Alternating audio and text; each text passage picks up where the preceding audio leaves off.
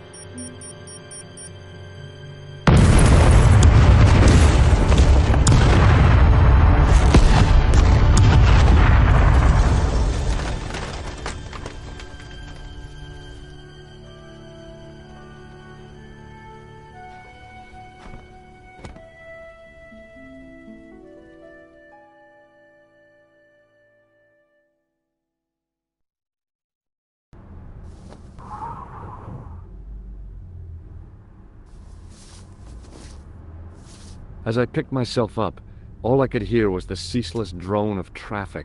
Life went on around me, but the explosion was to change my life forever.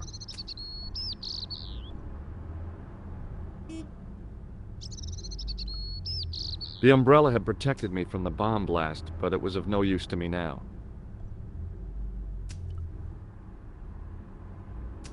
I contemplated crawling under the umbrella and pretending none of this had ever happened.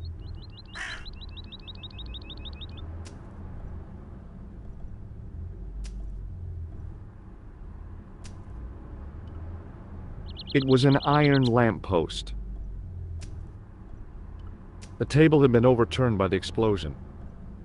I considered straightening the table, but I figured it best not to disturb the evidence.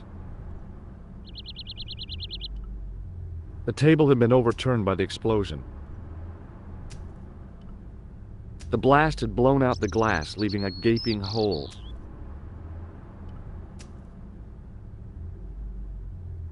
I examined the jagged glass remaining in the window. It was broken, all right.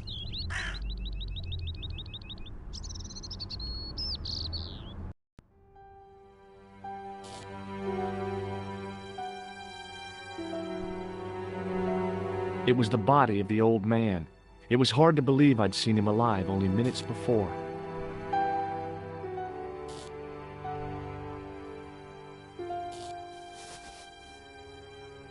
I tried not to meet his stare as I searched the dead man's pockets. No wallet, no papers, no credit cards. The guy's past was a blank page.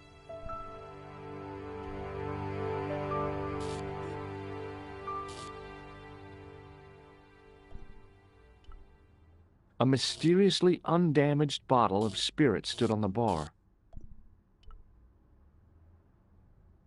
I needed a stiff drink, but I hated the taste of brandy.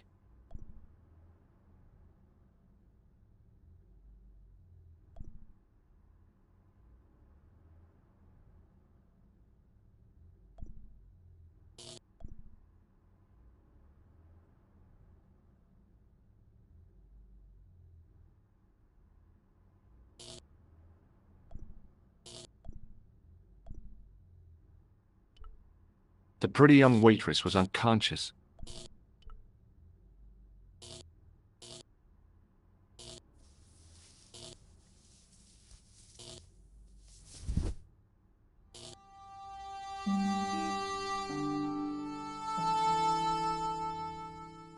Oh, my head. Never again. How much vodka did I drink?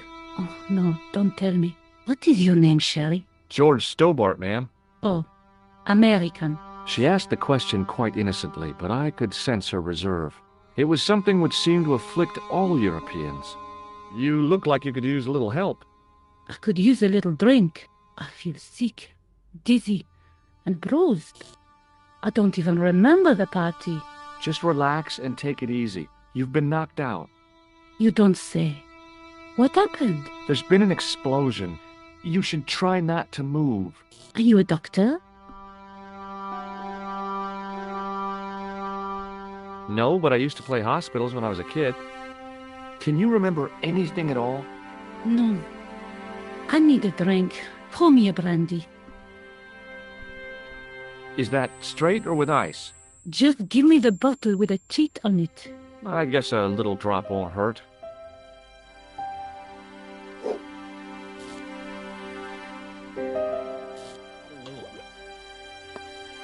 Ah, that's better. She knocked back the brandy as if it was water. I was glad I wasn't picking up the check. What about your man? Is he dead? Yes, he is. Ah, mon Dieu. I've never seen a real-life corpse before. Except for Grandmaman. That was different. She was family. Has he gone stiff? I shouldn't think so. He's only been dead a few minutes. Do you remember what happened when the clown entered? I remember that horrible tune he played all right.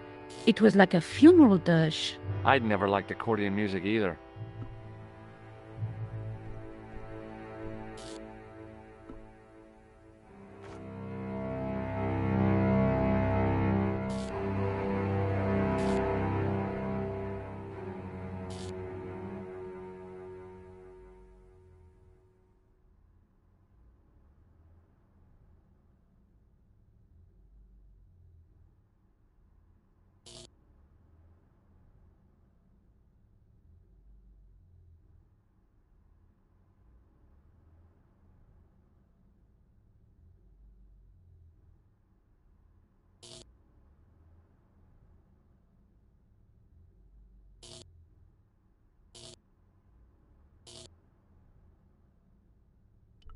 Did you know the old man?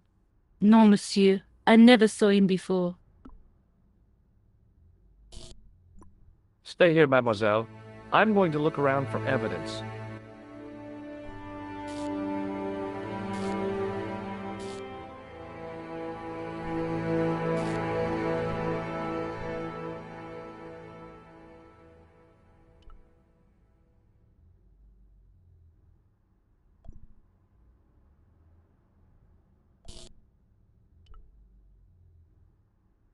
The waitress was clearly suffering from shock.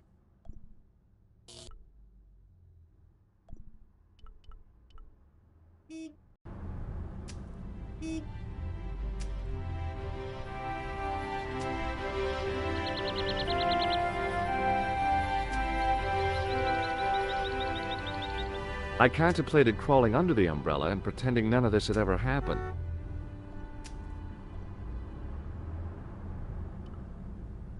It was an iron lamppost.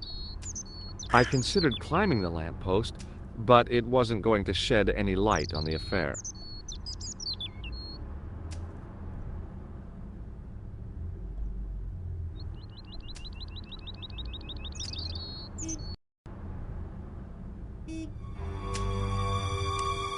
Please, hold it right there. Whoa, don't shoot. I'm innocent. I'm an American.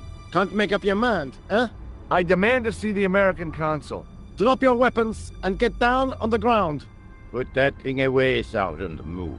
I apologize, monsieur, but I cannot permit you to leave. Am I under arrest? Ah, no, I would simply like to ask you some questions.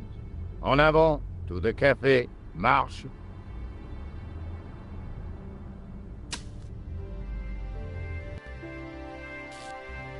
What a mess. This bombing is an outrage, is it not? Stop that, monsieur. Stop holding your breath at once. Has it occurred to you that he may be dead, Moo? Oui, monsieur. But I prefer to look on the bright side. Besides, I recall a case where the killer escaped by feigning death. However, in this case, the man is quite dead. Clearly, the killer knew of his presence and... How many times have I warned you about premature extrapolation? All we know is that he is dead. It seemed reasonable to assume... A great detective assumes nothing. Take Maigret, for instance. But he was a fictitious character, monsieur. Why, he was no more real than Poirot or Tintin. That's different, Moo. They were comedy Belgians. Anyway, it is unlikely that even you will learn much from talking to the dead. Examine the girl and take her statement, if you can.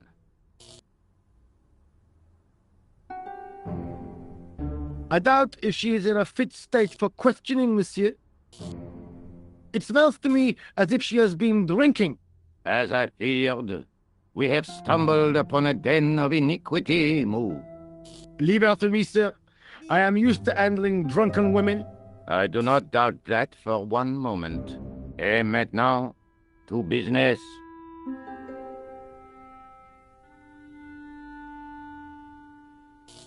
Your name, please? George Stobart. I'm from California. And what brings you to Paris, Monsieur Stobart? Travel. I'm touring Europe. You chose well. The city is most beautiful at this time of year, no?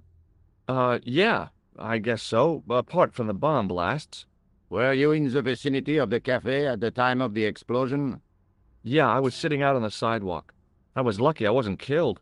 The inspector passed over my remark with no reaction. Did you see the deceased enter the cafe?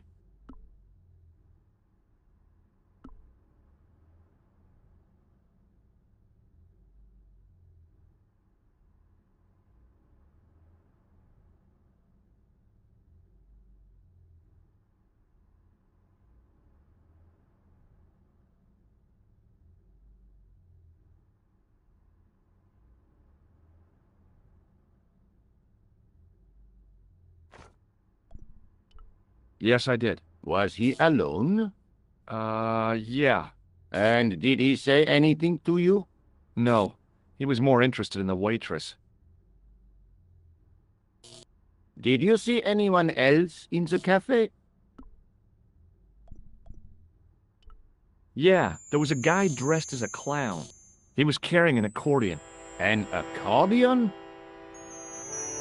Bon, the picture is forming in my mind, and it is not a pretty one. Is the girl all right, Moo? She'll live if she survives the hangover. She doesn't remember seeing a clown, monsieur.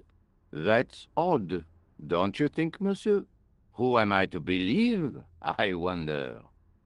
Eh bien, I have heard enough. What do you mean? I am satisfied that you know nothing. You may leave. I hope this little incident does not spoil the rest of your vacation. What about my personal safety? Can't you at least give me some advice? What can I say? Stay alert and look out for suspicious characters. And don't cross the road until the little man shows green. Great advice. I honestly believe you are in no danger, monsieur. Should you remember anything of importance, please contact me. My card.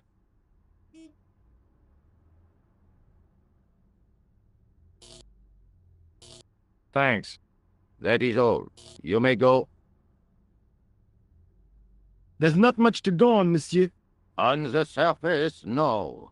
But what lurks inside the subconscious? If the door can only be opened.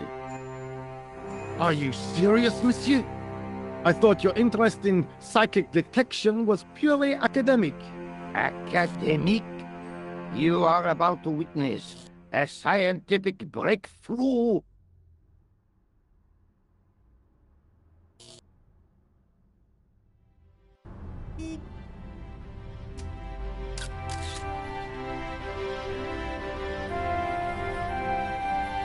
The girl presented a confident but sullen mask to the world, an expression more suited to the face of a delinquent youth. Excuse me, mademoiselle? Hi, my name's George Stobart. Oh, an American by the sound of it. Yeah, that's right, on holiday in Paris. Some holiday, huh? You were here when the bomb went off? Sure was. Sat right out front of the cafe. Did you notice a middle-aged man, maybe 60, with an hat and overcoat? I couldn't believe it. She hadn't even asked how I was feeling. Yeah, he went inside just before the bomb exploded. You weren't related to him, were you? Oh no, nothing like that. I am Nicole Collard from La Liberté. Well, what's that, some kind of nightclub? No, it is a newspaper. You're a reporter? I'm a freelance photojournalist. Say, you could interview me about the bombing. You know, an eyewitness account. Minutes after the outrage that shook the whole of Paris. You know, real-life drama, human interest, that kind of stuff.